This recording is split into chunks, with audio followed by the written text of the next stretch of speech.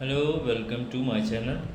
आज आपके लिए लाए हैं हम कार्बोक्सिलिक एसिड के निर्माण की ढेर सारी विधियां हैं। यहाँ पर आप देखेंगे कि जितने भी आपके अभी तक एल्डिहाइड, कीटोन और फिनॉल ये सब के रिएक्शन थे, उसी से मिलते जुलते रिएक्शन यहाँ भी आपको इसी तरीके से मिलेंगे। बस यहाँ पर क्या है, कार्बोक्सिलिक एसिड के कुछ एक आध दो अलग प्रिपरेशन भी देखे जाएंगे। वैसे कार्बोक्सिलिक एसिड है क्या? कार्बोक्सिलिक एसिड क्या चीज़ है कि अगर किसी भी कार्बन चेन के साथ या कहीं भी COOH जुड़ा, ठीक है, COOH को हम ऐसे भी इसकी संरचना बना सकते हैं। ये इतनी चीज़ें अगर COOH किसी के साथ जुड़ा है तो वो क्या है, कार्बोक्सिलिक अम्ल है आपका, कार्बोक्सिलिक एसिड। इसके साथ आप जोड़ सकते हैं HCOOH, ये आपका हो जाएगा फार्मिक अम्ल। क्या हो जाएगा? फार्मिक एसिड या फार्मिक अम्ल कहेंगे।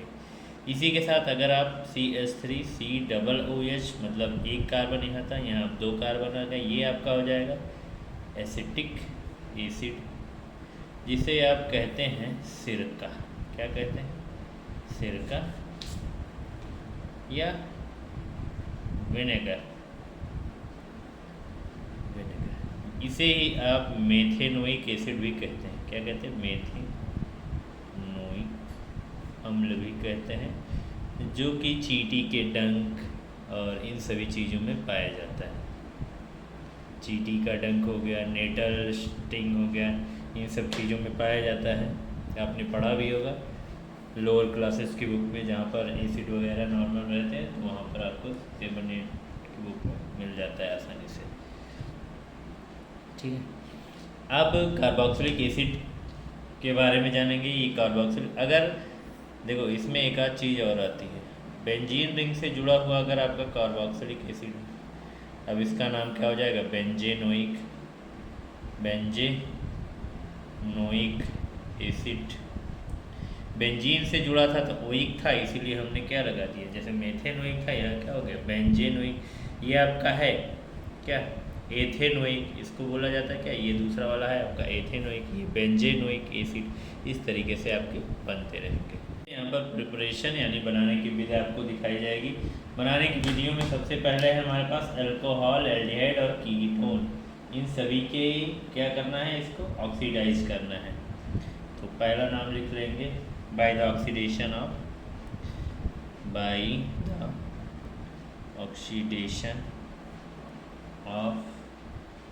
Alcohol, aldehyde and ketone. क्या करना है? ऑक्सीकरण करना है। और ऑक्सीकरण की ये विधि आप हर एक चैप्टर में कॉमन देखेंगे। कॉमन कैसे? यहाँ आपको देखिए, ऑक्सीडाइजिंग एजेंट जो है, ऑक्सीडाइजिंग एजेंट मतलब ऑक्सीकारक क्या होते हैं? ऑक्सीकारक फिर से जान लीजिए। जैसे इसमें चाहिए आपको क्या? K2Cr2O7, ये आपका अम्लीय रहेगा, एसिडिक रहता है, एसिडिक, या इसको अम्लीय लिख सकते हैं। दोनों चीज़ ध्यान से देखिएगा, अम्लीय K2Cr2O7, यह आपका क्षारीय या बेसिक। के मेनो पर हमेशा आपको बेसिक ही मिलेगा, और ये आपको एसिडिक मिलेगा। ठीक है, या टॉलन रिएजेंट, टॉलन अभिकर्मक। ठीक, ये भी चीज़ हो सकती है एक टॉलन रिएजेंट। ठीक है, केवल एल्डिहाइड के लिए, ओनली फॉर एल्डिहाइड मतलब एल्डिहाइड। ठीक है, इन्हीं सब के लिए कर सकते हैं। और OX यानी जो आपका हैलोजन है, इन सब के द्वारा भी काम किया जा सकता है। तो जैसे प्रिपरेशन में देखो, नंबर 1 है आपका, यहाँ पर है आपके पास CH2OH। अब एल्कोहल का आपको क्या करना है? देखो, ऑक्सीडाइजिंग ऑफ एल्कोहल एल्डिहाइड। ठीक है, तो पहला ऑक्सीकरण कराना है और अल्कोहल का।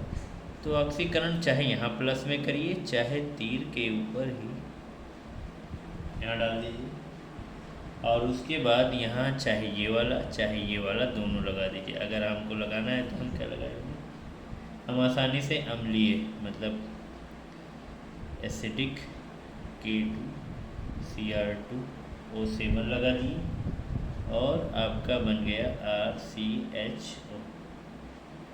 सेम यही चीज़ें फिर से यहाँ पर रहेंगी आपकी, यही चीज़ें फिर से सेम यहाँ रहेंगी, ठीक है। और ये तीर यहाँ दिखा देते हैं इसे, फिर आपका बन जाएगा RCOOH। जो चीज़ें यहाँ हैं वही चीज़ें यहाँ पर। अल्कोहल से आपका क्या बनेगा, ये एल्डिहाइड है। क्या है, एल्ड मतलब एल्डिहाइड, और ये आपका क्या बन गया, कार्बोक्सिलिक एसिड। ठीक है, इस तरीके से। यहाँ पर है आपके पास सेकेंडरी अल्कोहल। सेकेंडरी अल्कोहल का ऑक्सीकरण कराएंगे हम, और यहाँ पर CH2 और ऐसे CH2 कुछ CH2 सॉरी CH3 ये यहाँ जुड़ेगा आपका CH, और यहाँ पर एक ऑक्सीजन आपको जोड़ देना है। एक ऑक्सीजन जैसे ही जुड़ेगा तुरंत आप यहाँ पर क्या लगा देंगे, K2Cr2O7 आपको लगा देना है। और अगर आपको कुछ नहीं मिला है तो आप H2SO4 एसिड डाल दीजिए, या H+ एसिड भी, दोनों चीज़ें लिखी रहती हैं। अब ये बन जाता है एसीटोन आपका, CH3CO। तो यहाँ डबल बॉन्ड भी आप दिखा सकते हैं। ये क्या बन गया आपका, कीटोन। और ऐसा कीटोन ये है जिसको बोला जाता है एसीटोन। एसीटोन को फिर से ऑक्सीडाइजिंग, इतनी ही सारी चीज़ें वापस से यहाँ रखी जाएंगी, और जैसे ही कीटोन में एक हो जाएगा और एक ऑक्सीजन हाइड्रोजन मिलेगा इसको, तो ये आपका बन जाएगा CH3COOH। ठीक है, 2 कार्बन वाला क्या बन जाएगा आपका,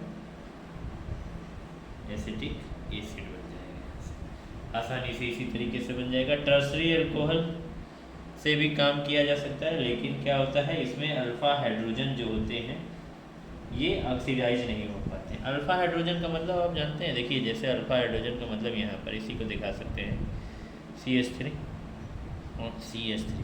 यहाँ जो आपने C लगाया इसके साथ ये वाला जो आपका है ये कैसा है, ये आपका अल्फा हाइड्रोजन है। इन दोनों के साथ जो ये सब लगे हैं ये क्या है, ये बीटा हाइड्रोजन है। इसी वजह से, और ये तो OH का ही अच्छा है आपके पास, इस वजह से ये सारी चीज़ें नहीं दी जाती। ठीक है, तो टर्सरी में अल्फा हाइड्रोजन परमाणु होते ही नहीं है। ठीक है, इसमें नोट एक चीज़ है, क्या करना है आपको, नोट या स्टार बना के लिख सकते हैं, स्टार। ठीक है, जो आपका मेथेनोइक एसिड है, क्या है, मेथेनोइक एसिड को हिंदी में ही लिख दे रहे हैं, मेथेनोइक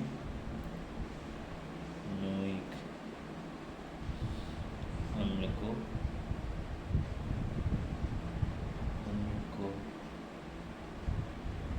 ऑक्सीकरण विधि द्वारा नहीं बनाया जा सकता, नहीं बनाया जा सकता है, क्योंकि, लिखिए आगे, क्योंकि यह पुनः ऑक्सीकृत होकर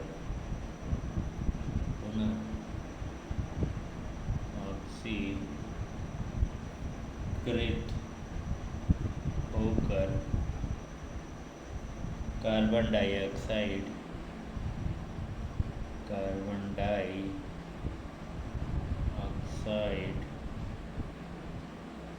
तथा जल देता है। तो प्यारे बच्चों देखिए इतना, ये आपका COOH है और उसको ऑक्सीडाइज किया गया KMnO4 से। KMnO4। ध्यान से देखते रहिएगा, H2O और CO।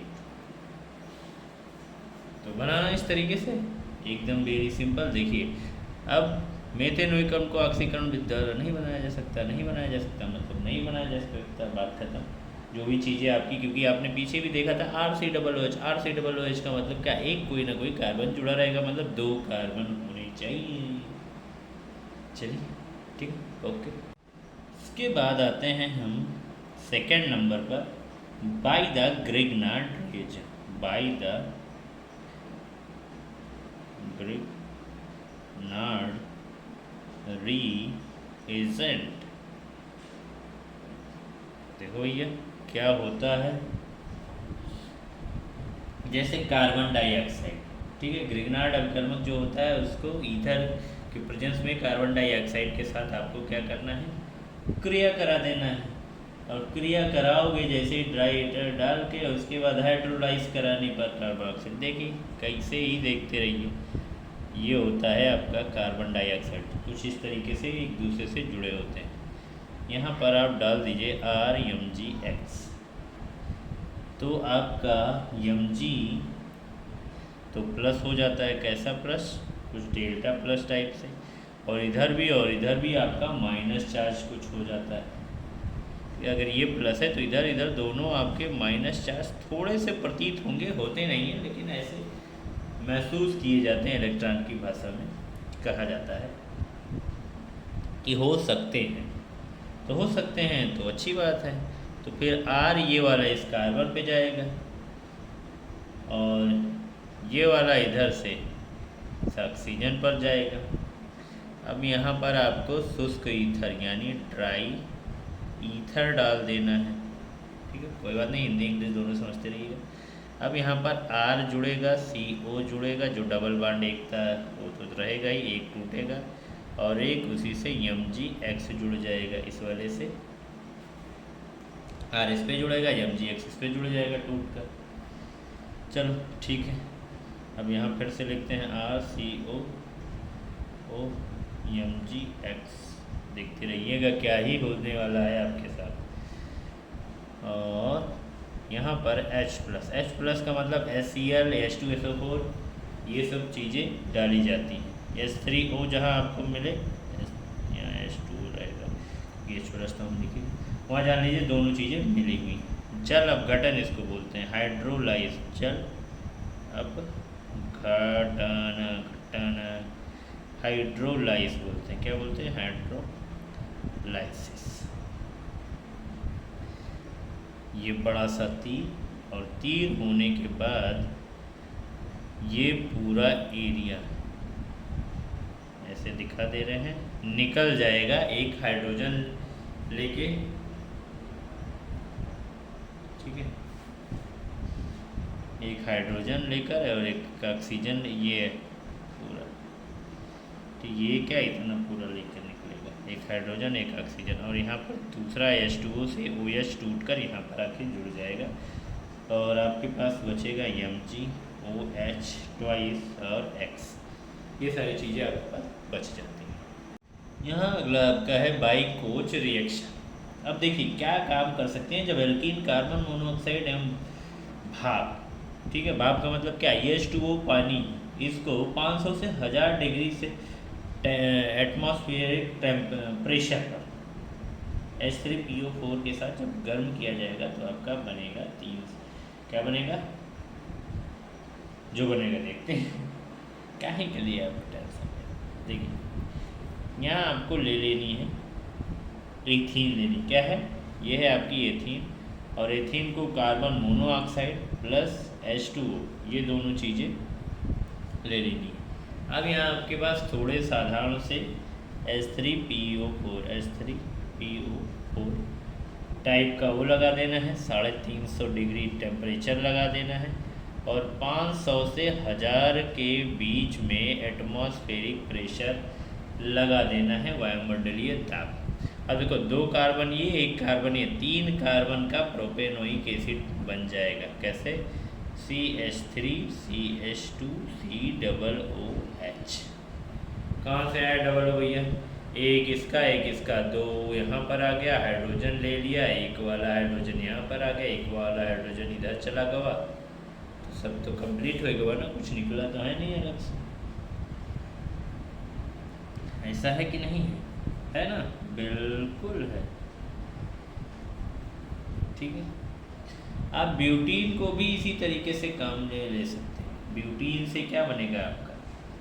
प्रोपेनोइक एसिड बन जाएगा। ठीक है। चाहे तो यहीं दिखा सकते हैं, वैसे ही कोच रिएक्शन के अंतर्गत नहीं आएगा, ये दूसरा रिएक्शन होगा। आपको दिखा सकते हैं CH3 CH2 CH double bond CH2। इसमें पहले जिसमें कई चीज़ें आपको डालनी पड़ती हैं, KMnO4 डाल देना पड़ता है। ठीक है। OH निगेटिव आयन किसी का रहेगा, KOH का डाल दीजिए, तभी तो ये क्षारीय होगा आपका। दूसरा इसमें H3O आयन प्लस डाल दीजिए, साथ में एसिड भी डालना है, क्या वो चीज़ है। फिर उसके बाद गर्म भी कर देना है, मतलब कई सारी चीज़ें। तो फिर यहाँ CH3 CH2 COOH plus CO2 plus H2, इतनी सारी चीज़ें निकलती हैं। वैसे ये रिएक्शन थोड़े रेयरली होते हैं, इस वजह से इनको यूज कम किया जाता है।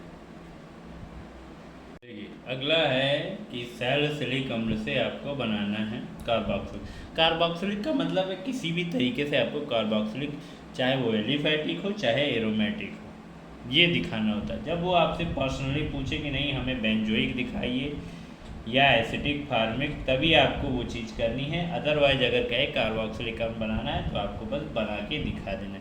वैसे देखो सैलिसिलिक अम्ल होता क्या है, गोला बनाओ या तीर बनाओ, एक जगह OH जोड़ दो, एक जगह COOH जोड़ दो, 2 हाइड्रोक्सी बेंजोइक एसिड हो गया इसका नाम, और इसी को सैलिसिलिक कहा जाता है। सैलिसिलिक अम्ल इसी का नाम है, ध्यान से देख लो। इसको करना और आसान है, इसमें जिंक मिला के इसको गर्म ही कर दो। जो क्रिया फिनाल के साथ करते हो वही काम यहाँ आपको करना है, एकदम सेम टू सेम। फिनाल से ऑक्सीजन उठा के लेके भागेगा, इससे नहीं, इस वाले वजह से। यहाँ गोला हम बना लेते हैं, कौन बार बार बनाए। ठीक है, प्लस Z है। तो देखा आपने, जो क्रिया फिनॉल के साथ जिंक करता है वहाँ वही सारी सेम टू सेम चीज़ें आप यहाँ जिंक से सैलिसिलिक के साथ करवा सकते हैं। फ्रीडल क्राफ्ट रिएक्शन में भी यही होता है। किसमें? फ्रीडल क्राफ्ट रिएक्शन में लिख दे रहे हैं सब आजकल फ्रीडल क्राफ्ट, भैया समझ जाइए। ठीक, देखिए कैसे होगा। यहाँ क्या काम करना है आपको, एनहाइड्रस AlCl3 फ्रीडल क्राफ्ट वाले लेते ही है ना, तो आपको लेना है बेंजीन C6H6, चाहे लिखो चाहे बेंजीन ले लो। इसमें आप कार्बन डाइऑक्साइड और HCl, ये दोनों चीज़ें आपको डाल देनी है। और जैसे ही डालोगे आप इसमें निर्जल, निर्जल का मतलब ही होता है एनहाइड्रस AlCl3। फ्रीडल क्राफ्ट का रूल ही यही होता है LCl3। आपके साथ बन जाएगा C6H5 COOH और HCl, यहाँ लिख दे रहे हैं प्लस में, बस हो गया। सिंपली तरीके से आपने यहाँ पर बना लिया, इतना आसान है बनाना। चलिए अगला देखिए कैसे बनता है। अगला यहाँ आपको बनाना है, तो जितने भी बेंजीन के डेरिवेटिव्स होते हैं उससे बना सकते हैं। जैसे कि मेन है आपका टॉलुइन, CH3 क्या है, टॉलुइन। टॉलुइन को ऑक्सीडाइज कर देना है आपको, इससे KMnO4 और साथ में KOH डाल देना है। क्या डाल देना है? KOH का मतलब ही क्या है, बेसिक होता है। अभी आपको बताया कि KMnO4 क्षारीय माध्यम में काम करता है। तो ये आपका बन के तैयार हो जाएगा, COO तैयार हो जाता है। यहीं से ये ऑक्सीजन, 2 ऑक्सीजन खींचता है COO, और COO को H3O प्लस के साथ इसको बोला जाता है हाइड्रोनियम आयन।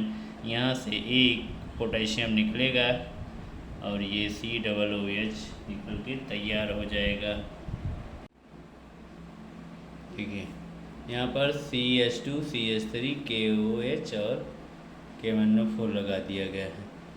अब यहाँ आपके पास बन रहा है क्या, COO तब भी बनेगा और फिर उसका H3O+ कर देना है, तो यहाँ पर आपका बन जाएगा COOH।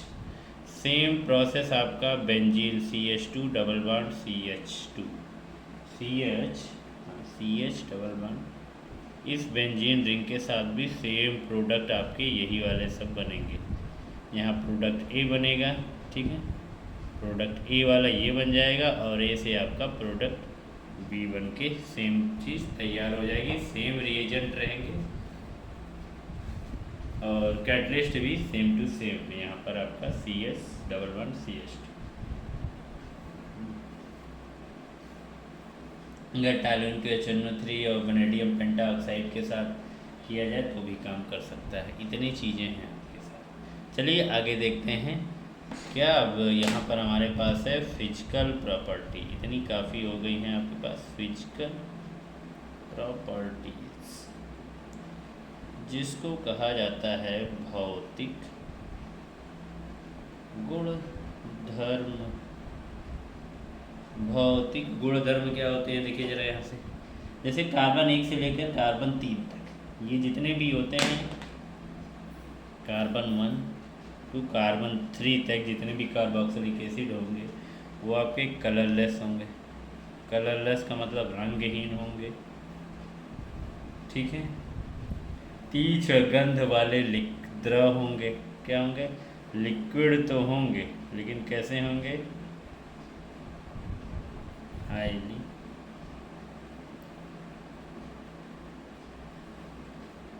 लिक्विड हाईली होंगे, मतलब लिख दे रहे हैं तीक्ष्ण गंध वाले, ठीक है, समझ जाओ। ताकि 4 से लेकर 9 तक जो होते हैं वो भी कलरलेस होते हैं लेकिन ऑयल जैसे होते हैं, ठीक है। और C4 से C9 तक कैसे होंगे, ऑयल टाइप होंगे, ठीक है। लेकिन यहाँ भी कलरलेस होंगे। कलरलेस मतलब रंगहीन, इस तरीके से। और जितने भी कार्बन 10 से ऊपर होते हैं वो सब सॉलिड होते हैं आपके मोम जैसे। सॉल्युबिलिटी भी इनकी जो होती है, सॉल्युबिलिटी मतलब विलेयता, भैया मिलती किस में है, तो जो सिरका उरका नीचे वाले होते हैं वो आपके नॉर्मली पानी में भी मिल जाते हैं, लेकिन ऊपर वाली चीज़ें क्या होती हैं आपकी कार्बनिक विलायकों में मिलती हैं या ध्रुवीय विलायकों में मिलती हैं, ठीक है। तो जो लोअर होते हैं, लोअर कार्बन, ठीक है, वो कहाँ मिलते हैं, पानी में मिल जाते हैं, पानी में मिल जाएंगे। अरे सिरका देखे ही होगे, पानी में मिल जाता है, ठीक है। मेथेनोइक भी होता है। बॉइलिंग पॉइंट जो होता है वो अल्कोहलों की अपेक्षा क्या होता है, थोड़ा सा ज़्यादा होता है। जैसे यहाँ पर कार्बन 3 वाले का होगा 414 केल्विन, लेकिन उसकी जगह पर 4 कार्बन वाले अल्कोहल का, 4 कार्बन वाले अल्कोहल का भी कितना होता है, 319 के होता है, 391 होता है, ठीक है। मेल्टिंग पॉइंट भी क्या होता है, जैसे जैसे आपके कार्बन बढ़ते जाते हैं, यहाँ पर MP लिख दे रहे हैं, गलनांक, ठीक है। और CH3 CH2 COOH, यहाँ पर इसका 8 डिग्री सेल्सियस, यहाँ पर ये 16.6 डिग्री सेल्सियस, ठीक है। और इसका हो जाएगा -22 डिग्री सेल्सियस, मतलब सोचिए इस तरीके से। चल ये हो गई कुछ इनके फिजिकल प्रॉपर्टी। अब बात आती है, यहाँ पर भी स्टार बनाओ, और यहाँ पर केमिकल प्रॉपर्टीज। केमिकल प्रॉपर्टीज मतलब जिसको कहा जाए तो रासायनिक, गड़बड़ हो गया, गुणधर्म, ठीक है। रासायनिक गुणधर्म की बात करेंगे तो रासायनिक गुणधर्म में बहुत सारी चीज़ें आती हैं। अच्छा, इसमें देखिए एक चीज़, जैसे क्या है, कार्बोक्सिलिक अम्ल है, तो ये अम्ल कैसे पता चलता है? अगर किसी RCOOH में हम H2O मिला दें, ठीक है। H2O मिलाने पर क्या होता है, ये आपस में आयनों में टूट जाते हैं और यहाँ पर H3O+ आयन हो जाएगा आपका, ठीक है। साम्य स्थिरांक या वियोजन स्थिरांक जो होते हैं आपके इक्विलिब्रियम कांस्टेंट, जो कि आप पढ़े हैं किसमें, केमिकल काइनेटिक्स में, उसके लिए भी अगर आप लिखना चाहें तो ऐसे लिख सकते हैं। केमिकल काइनेटिक्स में आपको ये सारी चीज़ें मिलती हैं। नीचे रिएजेंट होते हैं और ऊपर क्या होते हैं, आपके प्रोडक्ट होते हैं, ठीक है, अभिकारक, और ये आपके उत्पाद होते हैं, ठीक है। देखिए बेस के साथ रिएक्शन करने पर क्या होता है, RCOOH है और यहाँ पर आपने NaOH रख दिया, यहाँ पर क्या है आपका सोडा लाइम आपने रख दिया है RCOOH, तो ये चिपक जाएगा RCOONA और यहाँ आपका H2O टूट जाएगा। कभी भी अम्ल क्षार की क्रिया करते हैं तो वहाँ लवण और पानी बनता है, इतना ध्यान रखिएगा, ठीक है। जैसे सोडियम के साथ हो गया, अगर यही चीज़ जिंक के साथ करी जाए RCOOH, यहाँ 2 मॉलिक्यूल लिए जाएंगे, ठीक है, ताकि जिंक के साथ अटैच हो सके, तो RCOO in a bracket twice, और जिंक की प्रॉपर्टी इसकी 2 होती हैं, तो इसीलिए ये 2 मॉलिक्यूल से अटैच होगा और आपका हाइड्रोजन गैस यहाँ पर निकलेगा। कोई क्षार तो था नहीं, जब भी अम्ल और धातु की क्रिया होती है तो वहाँ पर हाइड्रोजन गैस निकल, अम्ल और क्षार की क्रिया के साथ H2O, अम्ल और धातु की क्रिया के साथ क्या, hydrogen gas, same to same 2RCOOH with the Na, and यहाँ पर H2 निकालो फटाफट, एंड 2RCOO Na कर दो, या ट्वाइस करो या ऐसे ही कर दो, क्योंकि Na एक होता है तो ये आपके पास 2 है, 2 Na भी है, यहाँ पर 2 कर दो, सिंपल। एस्टरिफिकेशन देखिए क्या होता है, एस्टरिफिकेशन मतलब एस्टरीकरण इसको करना है, तो RCOOH देखिए यहाँ पर इसके साथ जोड़ा जाएगा ROH, और इसमें डाल दिया जाता है कंसनट्रेट H2SO4। कंसनट्रेट H2SO4 डालने से क्या होगा, देखिए ये 2 तीर नहीं है, एक ही तीर है, हाँ देखिए, तो R जाके इस पे बैठ जाता है और एक H इसके साथ आ जाता है,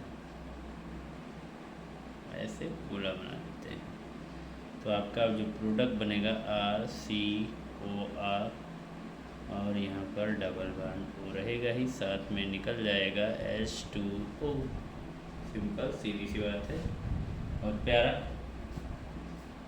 चलिए